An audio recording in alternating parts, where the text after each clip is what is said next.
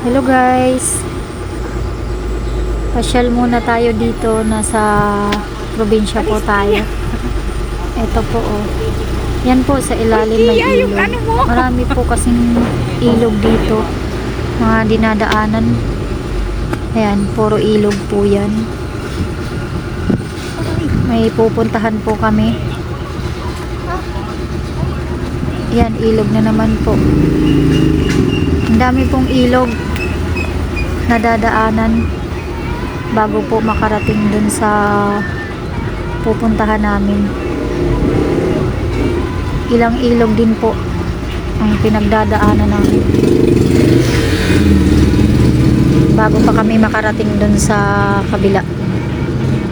Paakyat pa po yan.